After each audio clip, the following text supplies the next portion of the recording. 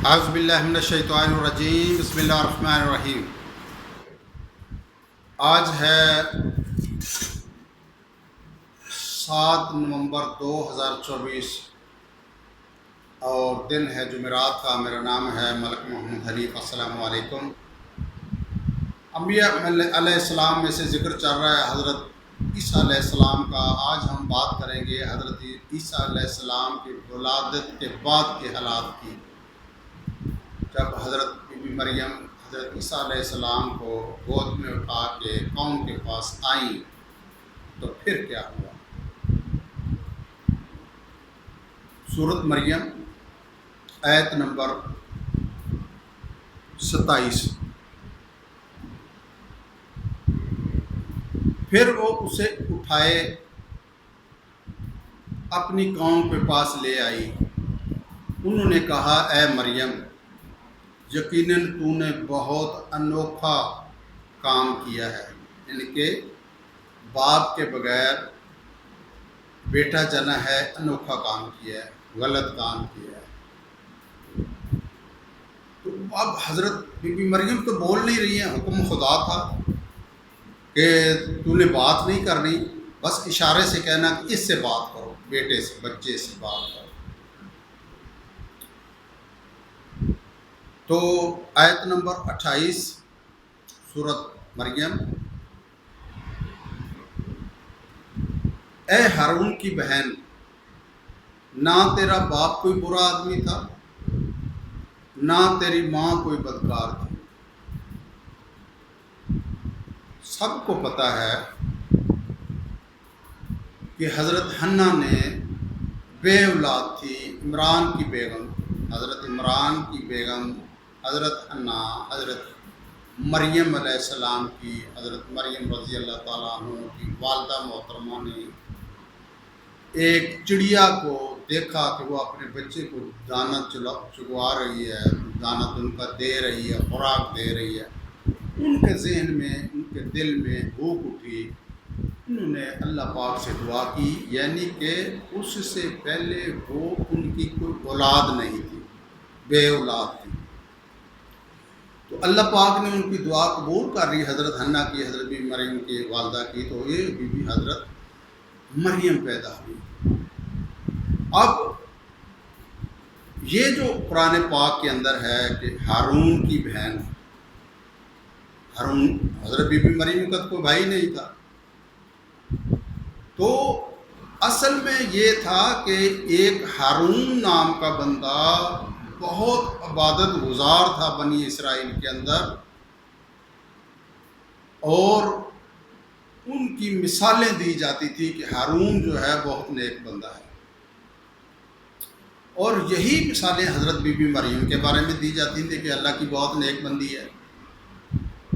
تو اس نسبت سے حضرت ہارون جو اللہ کے نیک بندے تھے، بنی اسرائیل کے تھے، ان کو، حضرت ہارون کو حضرت بی بی مریم کا بھائی گردانا گیا بنسبت نیکی کے، عبادت گزاری کے، کہ جتنا عبادت گزار ہارون ہے اتنی عبادت گزار حضرت بی بی مریم ہے۔ تو اس حوالے سے، اس عبادت کے حوالے سے وہ ان کی بہن قرار پائی۔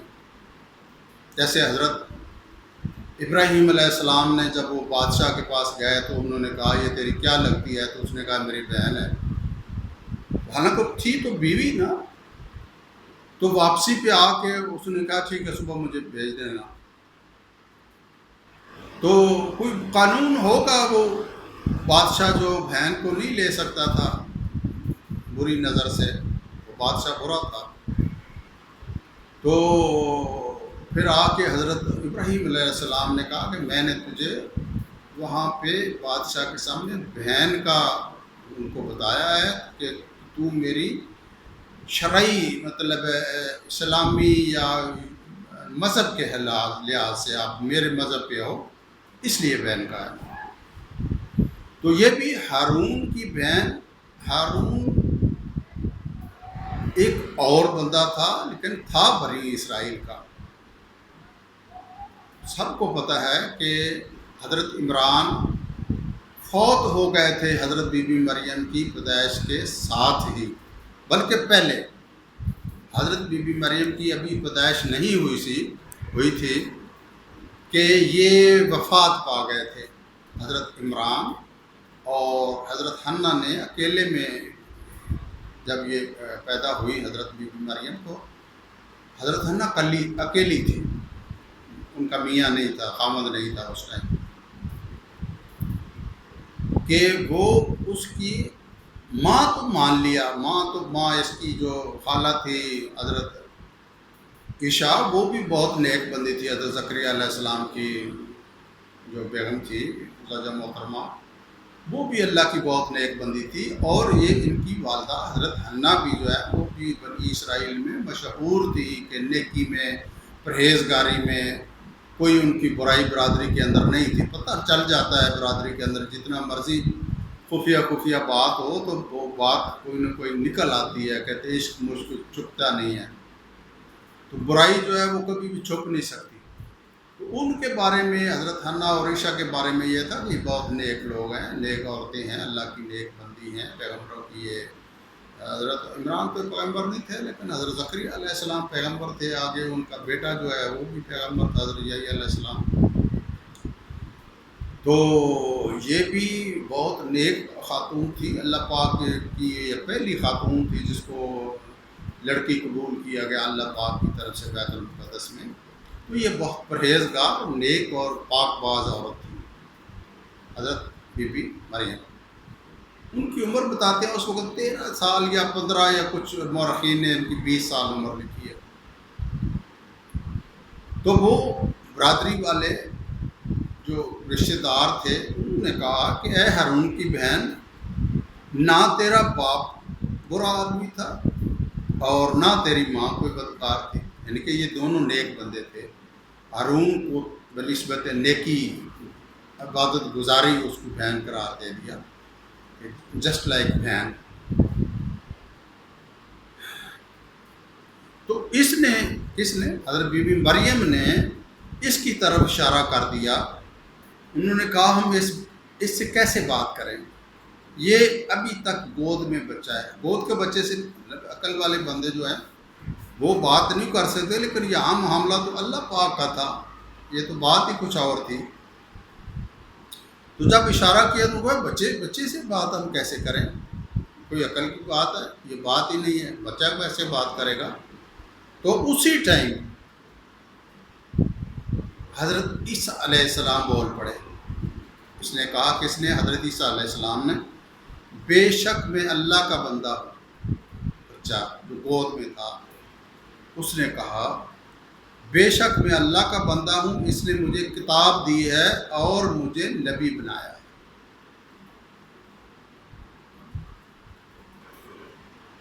اور مجھے بہت برکت والا بنایا ہے، جہاں بھی ہوں، اور مجھے نماز اور زکوٰۃ کی خاص تاکید کی گئی ہے جب تک میں زندہ رہوں۔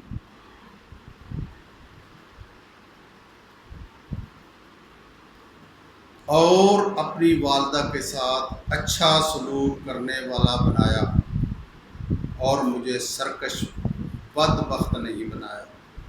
ان قوم کو ایک بچہ جو گود کے اندر ہے اس نے گواہی دے دی کہ میں اللہ کا نبی ہوں اور اپنی والدہ کا تابعدار ہوں، اور مجھے نماز روزہ کا پابند کیا گیا ہے، اور خاص سلامتی ہے مجھ پر جس دن میں پیدا ہوا اور جس دن فوت ہوں گا اور جس دن زندہ ہو کر اٹھایا جاؤں گا۔ یہ بھی قرآن پاک کے اندر ہے کہ وہ ان کو زندہ اٹھا لیا گیا آسمانوں پہ، تو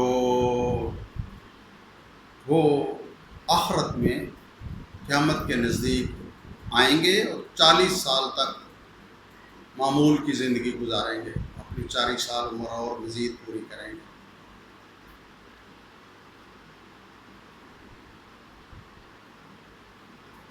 یہ ہے عیسیٰ ابن مریم حق کی بات جس میں یہ شک کرتے ہیں، شک کی کوئی گنجائش ہی نہیں ہے، قرآن پاک کے اندر واضح لکھا ہوا ہے۔